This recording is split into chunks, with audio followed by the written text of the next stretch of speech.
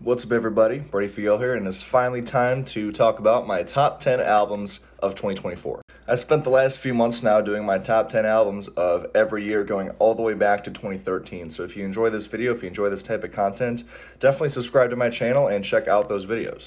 But this list was interesting and different for me because obviously these are all new albums, but they're all albums that I've spent the year doing reviews on this channel. And how I initially was going to do it was just do it by the score I gave the album, just rank it according to the score. So the higher the score, the higher it was on this list. But I did that, and I looked at the list that I came up with, and I realized that that really wasn't an accurate representation of how these albums are really ranked as far as my 2024. There's definitely still lots of correspondence, of course, but overall, certain albums just really stuck with me more compared to others, even if certain scores were higher or lower than others.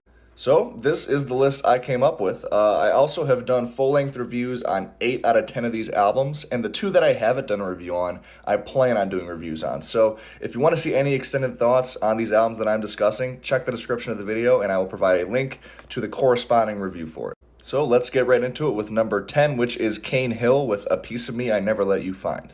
Kane Hill here did an excellent job executing that modern and at times somewhat generic metalcore sound that is everywhere nowadays in the metalcore scene. They did a great job of using that and making it interesting with this dystopian synthetic vibe throughout the entire album that's best represented in vocalist Elijah Witt's really cold and, again, synthesized vocals, which contribute a lot to the mood of this album.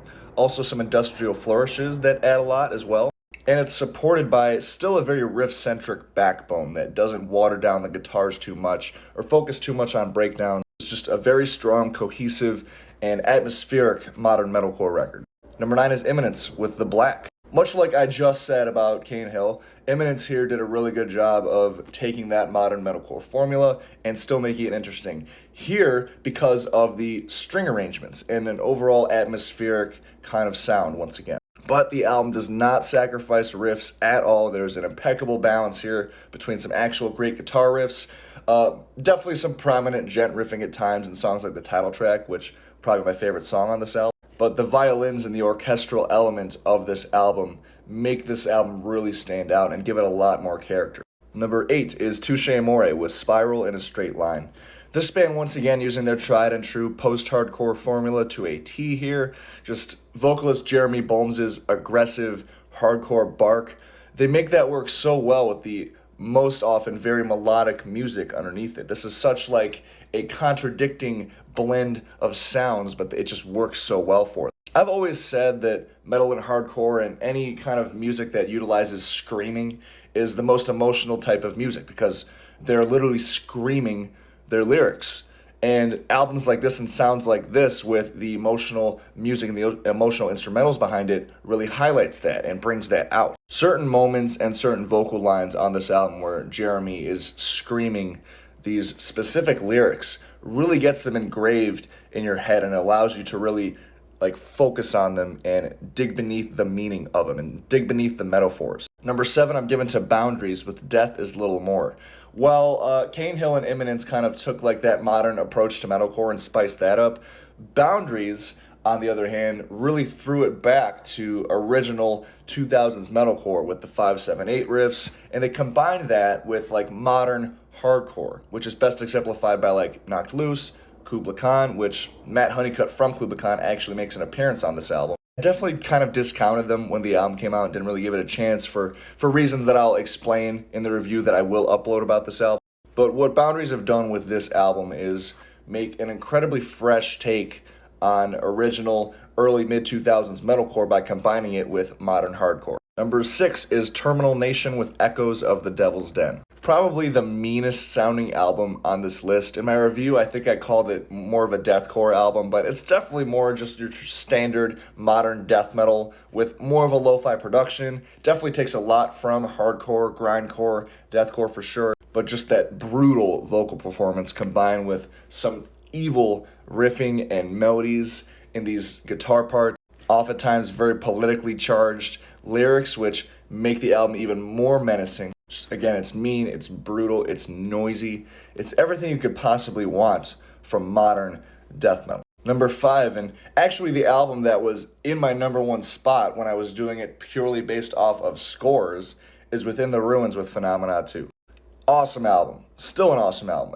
It literally was the highest scored album, or tied for the highest scored album that in terms of albums I reviewed this year. I think the only reason why it dropped down so much is because the other albums above it were just a bit more emotive in a sense, but this is still a phenomenal album, no pun intended. Within the Ruins' strengths are fully on display here, which is most prominently just the riffing and the guitar work. I said in my review of it that they really took their sound that they established on Elite and on the first Phenomena, which is metalcore, deathcore, using kind of more 8-bitty technical guitar leads. They expanded upon them by still using them and combining them with some real chunky and aggressive, more groove metal type riffs. Chaos Reigns, Last Sun, Corruption, all excellent examples of this. And shout out to Within the Ruins for doing a sequel to probably their best album and actually pulling it off. How often does that happen? Number 4 is Seether with The Surface Seems So Far. Before you dismiss this album as butt rock, listen to their previous album, 2020 CV's Pasta Parabellum, and then listen to this. Yes, it has its moments, but overall, this is a very emotive and moody album, which is something Seether just excels at time and time again. On the heavy and aggressive side, you have Illusion, which is probably my favorite song on here, with that just churning main riff and that mean bridge riff. Paint the World as well, with that vicious scream Sean lets out in the bridge, transitioning some of the grooviest riffing on the album. Every song on here has distinct emotions. The melodic tracks as well, whether it's the somber closer on here, Regret, or the very atmospheric Semblance of Me, which is a song that has really grown on me since my review of the album. Try to Heal manages to execute both the melodic and the heavy parts really well. Seether's new catalog, their last 3 albums, in my opinion, just are miles above anything they have done in the 2000s. And this album further adds to that. Number 3, recent addition to this list that I discovered, the Sabir record, Undergang. In a last-ditch effort to really refine my top 10 and make sure I wasn't missing any albums, I discovered this, and it blew me away. This album is everything I look for in black metal, combined with some very vicious and intense hardcore and thrash sensibilities. Essentially aggressive, pummeling, thrash-influenced hardcore with some real ominous black metal-esque guitar riffs and melodies. Divergence and Deceit, the opening track, as well as The Plague later on in the album, great instances of this. Just those opening riffs are just apocalyptically heavy. They sound like hell is just raining down from the sky. It is just epic. Placid Waters is a track that sees them just go full-on black metal with those blast beats and tremolo riffs. And even aside from what I've mentioned already, the subgenre blending on this album is amazing. I cannot wait to give a full-length review of this album, so stay tuned for that. Number 2, maybe my biggest surprise of the year, Highly Suspect with As Above, So Below. Highly Suspect just casually dropped their best album this year. Just casually.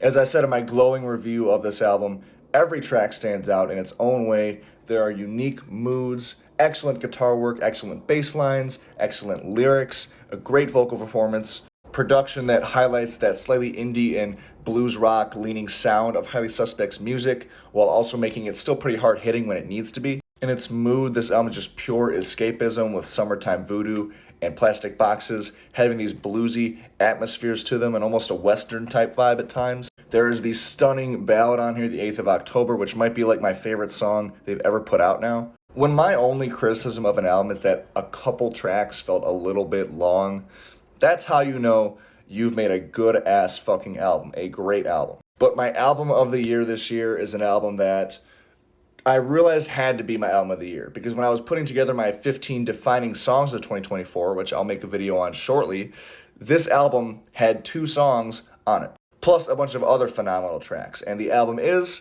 fit for an autopsy with the Nothing That Is.